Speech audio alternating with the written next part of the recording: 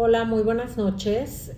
Mi nombre es Erika López y hoy quiero presentar un análisis crítico del libro Transferencia de Espíritus de Alex Ness. Una obra que aborda temas espirituales profundamente sensibles dentro del cristianismo, especialmente en relación con la influencia espiritual, la guerra espiritual, la santidad y el pecado. Desde el inicio debo reconocer que el autor comienza planteando ciertas ideas que hasta cierto punto pueden parecer algo lógicas o incluso bíblicamente razonables. Por ejemplo, cuando habla de cómo las malas compañías, influencias negativas, actitudes pecaminosas o ambientes corruptos pueden afectar espiritualmente a una persona. Esto encuentra cierto respaldo en principios bíblicos claros. La Escritura enseña en 1 Corintios 15:33, las malas compañías corrompen las buenas costumbres. También Proverbios 13:20 dice, el que anda con sabios, sabio será, mas el que se junta con necios será quebrantado. Hasta aquí yo creo que el argumento parece coherente. Nuestras relaciones, decisiones y exposiciones sí pueden influir en nuestro corazón y conducta. Mas, sin embargo, mi principal crítica es que conforme avanza el libro, el autor comienza a extender este principio hacia afirmaciones mucho más especulativas, doctrinalmente débiles y en ocasiones hasta un poquito peligrosamente exageradas. Lo que inicia como una advertencia prudente sobre influencias espirituales termina convirtiéndose en una doctrina donde prácticamente todo conflicto, pecado, error humano o problema moral puede atribuirse a transferencia de espíritus específicos. Esto genera serias preocupaciones teológicas.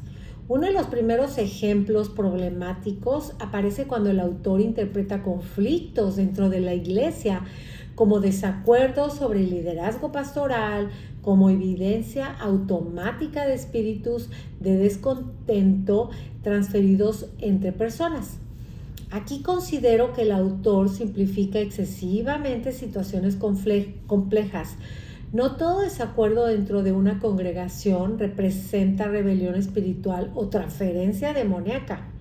Ness menciona que varios miembros de la iglesia de la que su suegra es miembro juntaron firmas para sacar a su pastor de su posición, porque él era más un maestro que un pastor. Y después fueron a la casa de su suegra para que ella firmara y ella se negó, porque no iba a permitir que ese espíritu negativo entrara en ella. La Biblia enseña la importancia del discernimiento colectivo, la sabiduría y el consejo. Proverbios 11:14 dice, en la multitud de consejos hay seguridad. Por ello, cuestionar liderazgo o evaluar capacidades ministeriales no siempre significa influencia demoníaca. Puede formar parte de procesos legítimos de responsabilidad espiritual. Otra área de desacuerdo importante surge cuando el autor sugiere que el éxito económico, una mejor imagen personal o estrategias modernas de promoción pueden ser señales de contaminación por el espíritu del mundo. Aunque el orgullo, la vanidad, la corrupción, pues obviamente son cosas peligrosas, reales. Considero que esta postura puede caer también en legalismo. La prosperidad o una mejor presentación externa no son automáticamente pecado. Marcos 7, 21, 23 deja claro que la verdadera corrupción proviene del corazón humano, porque de dentro del corazón de los hombres salen los malos pensamientos. Dios obviamente no condena necesariamente el crecimiento económico o la buena administración. Lo que examina es el motivo interior. Mi preocupación aquí es que el autor corre el riesgo de confundir santidad con pobreza o humildad con descuido externo, lo cual para nada refleja fielmente el equilibrio bíblico. Otro punto crítico aparece en su enseñanza sobre medios de comunicación, música, películas o contenidos externos. El autor mezcla de forma confusa la influencia moral con una supuesta transferencia literal de espíritus. Si bien la Biblia nos llama a guardar nuestra mente y nuestro corazón, no todo contenido negativo implica automáticamente invasión demoníaca.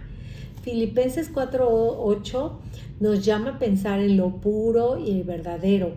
Pero Santiago 1:14 dice, también enseña que muchas luchas nacen de nuestros propios deseos pecaminosos. Por lo tanto, aunque sí existe influencia, el autor muchas veces borra la línea entre la tentación, pecado personal y actividad demoníaca directa. Esto puede fomentar algo de paranoia espiritual innecesaria. Quizá uno de los ejemplos más preocupantes del libro es cuando el autor describe casos de adulterio y otros pecados graves como si la causa principal fuera la entrada de espíritus malignos específicos y presenta la liberación espiritual como una solución central. Él hace mención de una mujer que cometió adulterio con otro miembro de la iglesia, y ella se reunió con él, con Alex Ness, y le dijo Alex le dijo que le sacaría ese demonio de adulterio, como si de eso se tratara. Aquí encuentro una de las debilidades más serias del argumento. La Biblia enseña que el pecado requiere arrepentimiento, confesión, responsabilidad, transformación y sobre todo consecuencias. Santiago 1:14 al 15 dice, establece claramente que el pecado surge cuando nuestros propios deseos nos seducen. Reducir pecados graves a una simple expulsión demoníaca puede minimizar peligrosamente la responsabilidad moral individual. El creyente necesita restauración espiritual, sí, pero también confrontación sincera de su pecado.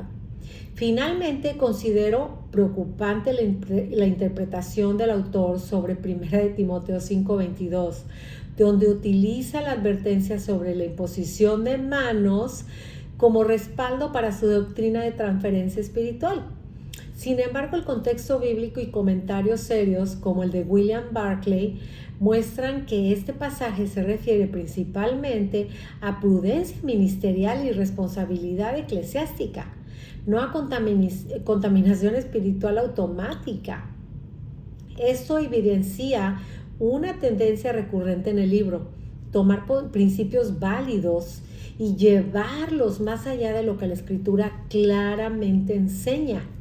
En conclusión, mi análisis del libro Transferencias de Espíritu, que comienza abordando realidades espirituales legítimas como la influencia del pecado, la importancia del discernimiento y la guerra espiritual, pero progresivamente deriva hacia explicaciones excesivamente especulativas que pueden distorsionar la doctrina bíblica.